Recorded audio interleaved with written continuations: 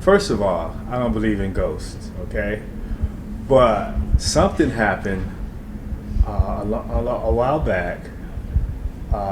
My partner Dave discovered this on a video that in the upper gym, you guys know where the upper gym is, that during the night, somehow a volleyball just rolled across the floor in the gym.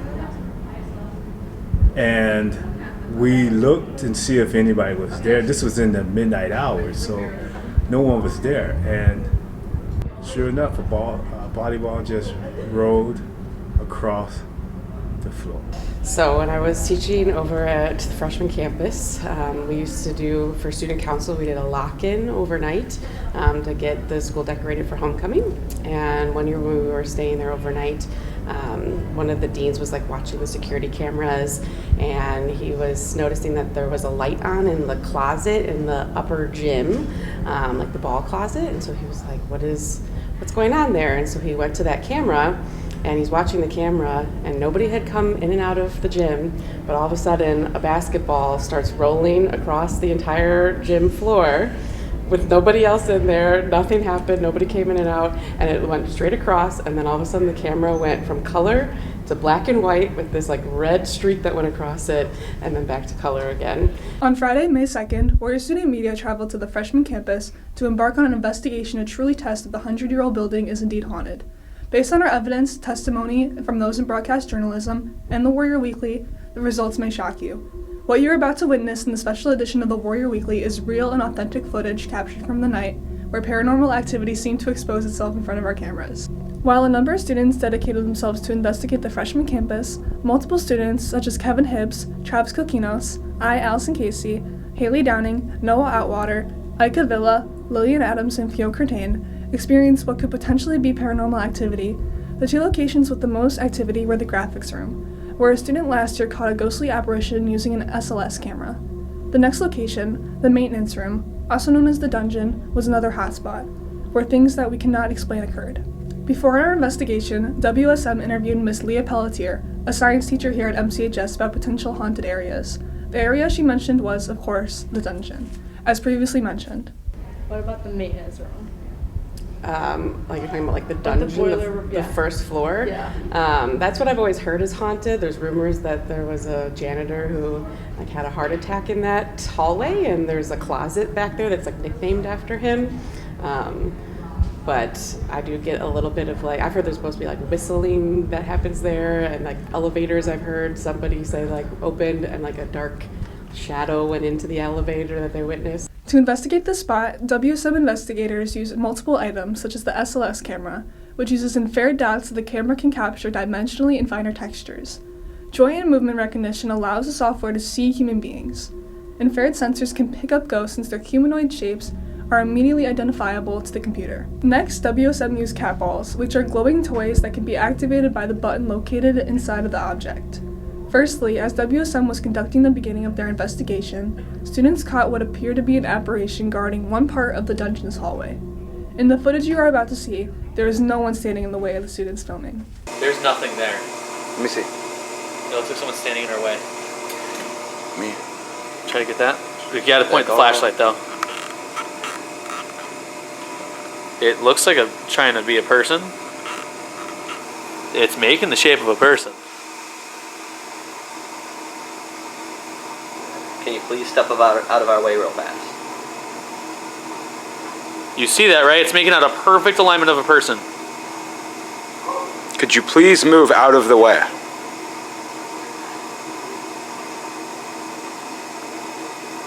Next, after several minutes of filming, students set up the cat balls and attempted to speak to any entities that might have been in the maintenance room with them.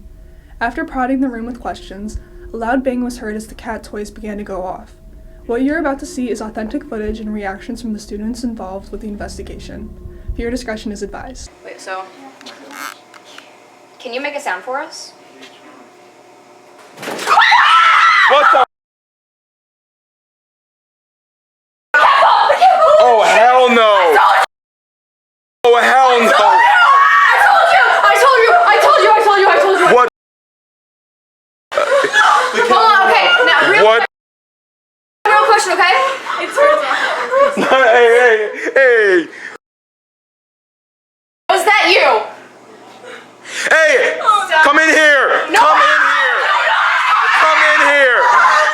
terrifying, mostly when we had Haley using the dowsing rods. You know, she told it to make a noise, and the air conditioning started banging, and then the cat toy went off, and it was kind of terrifying. It was really scary, mostly for me.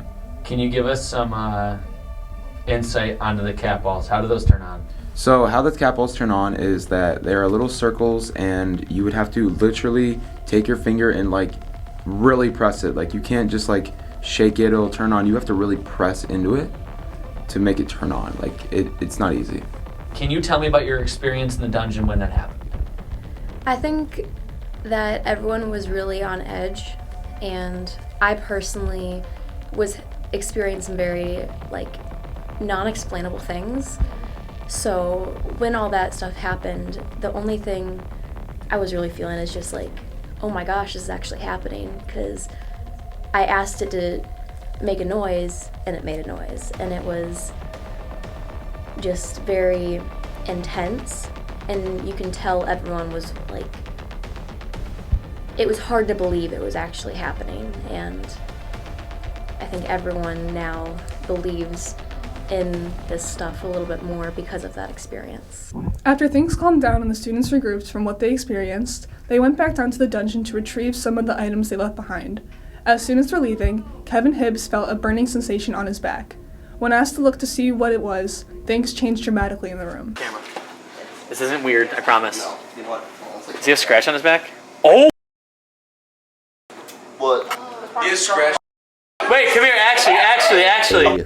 Go with Mr. Robert and Travis, and we go do our own thing on the other side of the dungeon, and we just see this stick figure thing through Albert's phone just working, and we can't move because he's blocking the hallway.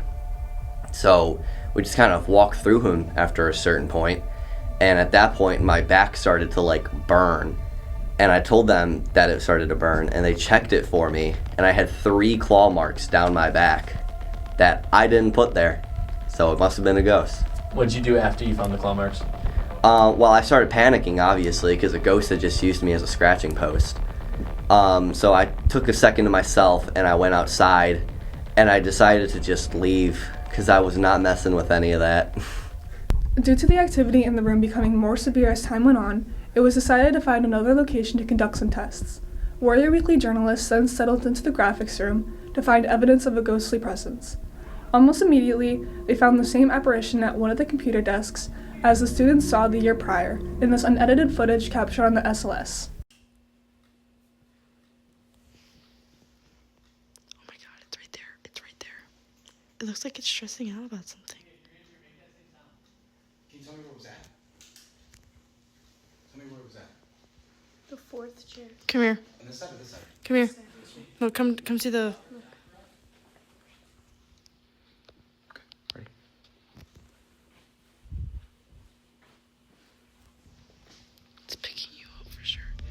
I did see a little figure, on the app, on this X-ray app thing that we used. There was a person sitting in a chair, and we used the EMF detector to go see, and it was flashing red. So I do believe that was really horrifying down there.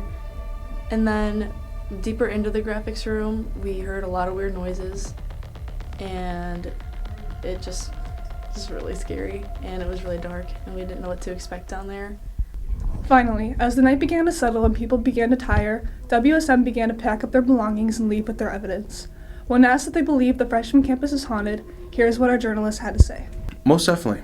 Definitely haunted.